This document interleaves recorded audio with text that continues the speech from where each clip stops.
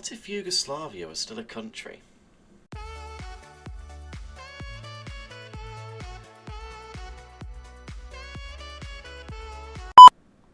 So some of you may remember, or may know, that up until 1992, Yugoslavia was a country.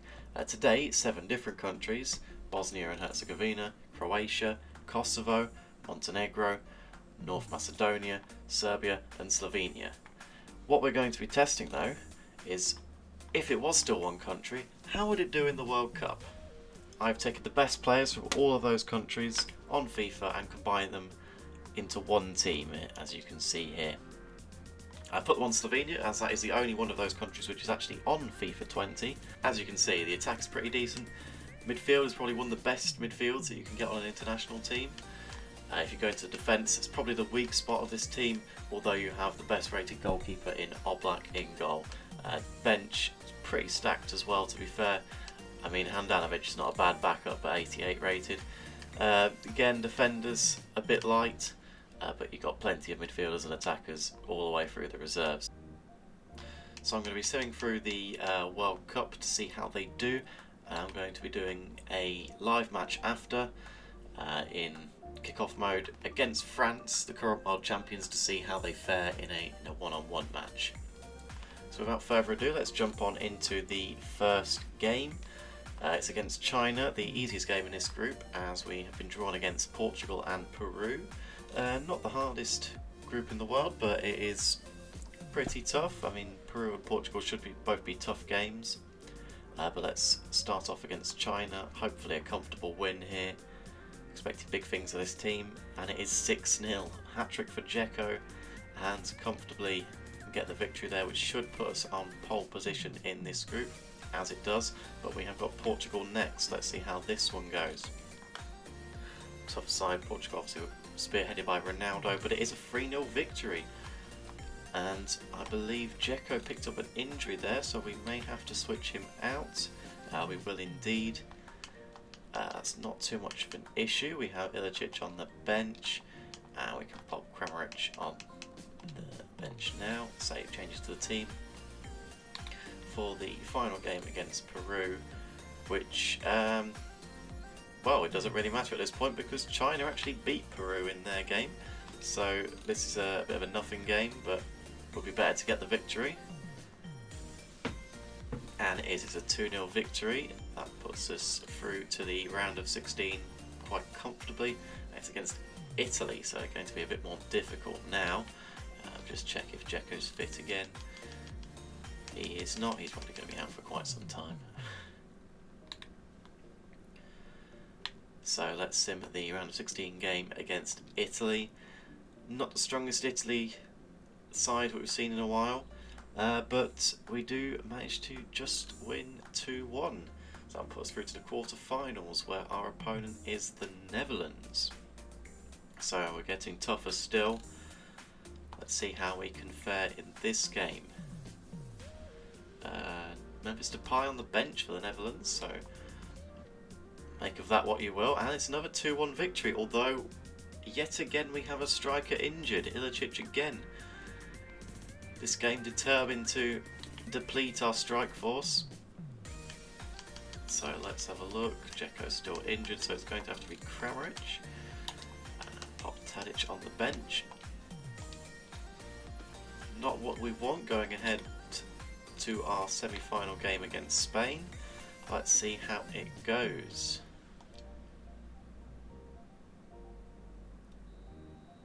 And it's a 1-0 victory. The red card for Spain definitely helped us out there. But nonetheless, a great victory for the team. And we move on to the final, where we'll see Yugoslavia play against Germany. Just quickly double check that we've not got any players back fit again. We have not, so this is going to have to be our team for the final. Let's see how it goes.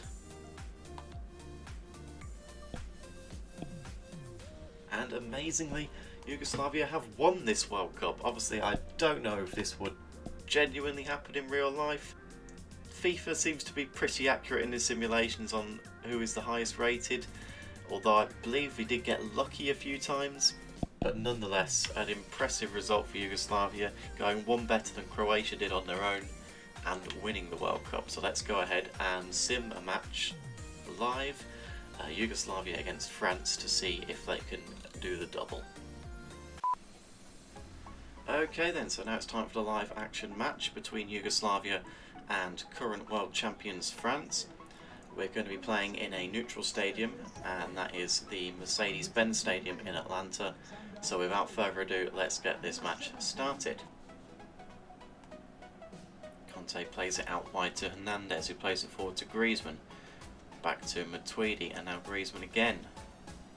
Well, he crosses into the box here, he tries to cut back inside. Now Matuidi has the ball through to Mbappe. Mbappe one-on-one, and it is saved. And I believe that was offside anyway, but still a good save nonetheless from Jan Oblak. Just offside there. Don't need VAR to work that one out. Now Modric again, back to Pjanic. Milinkovic-Savic has space for a shot here, plays it through to Dzeko, back to Savic, and that is the first goal of the game that goes to Yugoslavia. Milinkovic-Savic gets the goal. It was some great build-up play on the edge of the box between Milinkovic-Savic and Dzeko, and deservedly, I would say, Yugoslavia have the lead here. Cheeky little back heel, back to Savic, and that is goal number 1.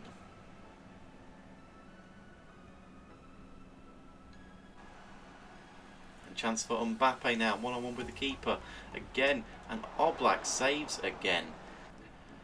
Conte's running forward past the defenders, plays it to Pogba. Pogba goes for a shot from range, and Oblak gets his hands to it again.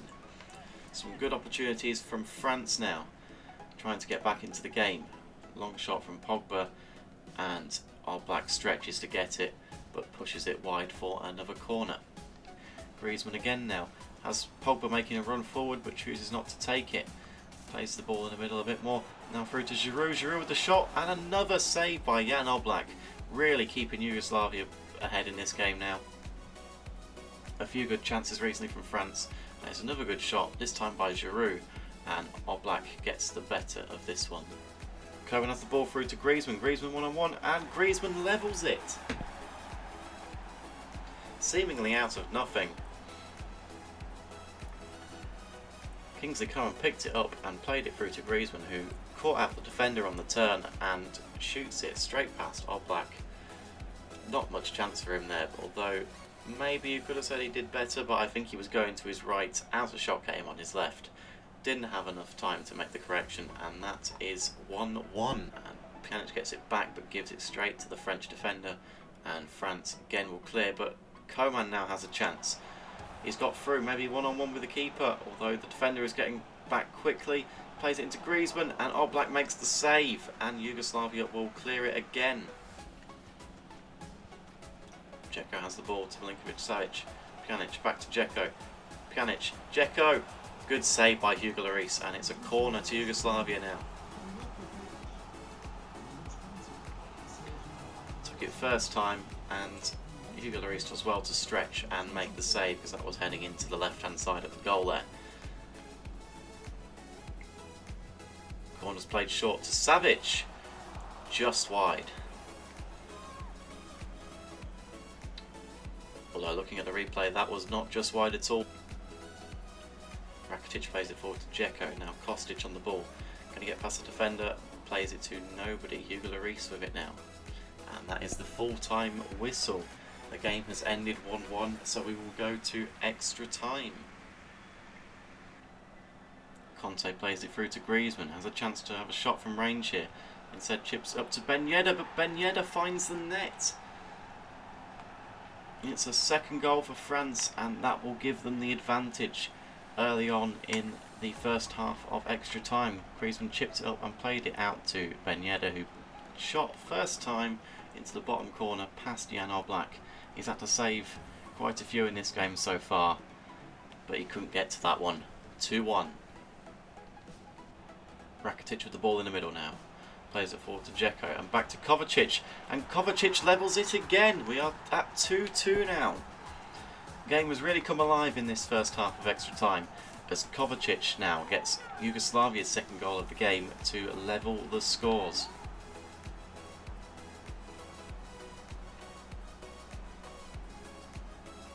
It was Dzeko with the back heel and Kovacic with the first time shot past Hugo Lloris, and we are at 2-2. Now he's got some space. Good ball over the top to Kostic, who finds Dzeko. And back to Kostic. Kostic is through now. Will he play it back to Dzeko? Will he take the shot on himself? He puts it back to Dzeko. And that is a corner for Yugoslavia now, late on in this first half of extra time.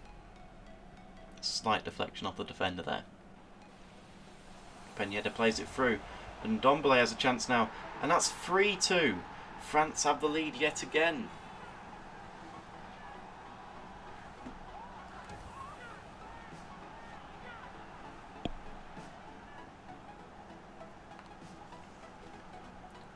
Some build-up play in the middle to Peñeda and slotted the ball through, and honestly our Black should probably do better there.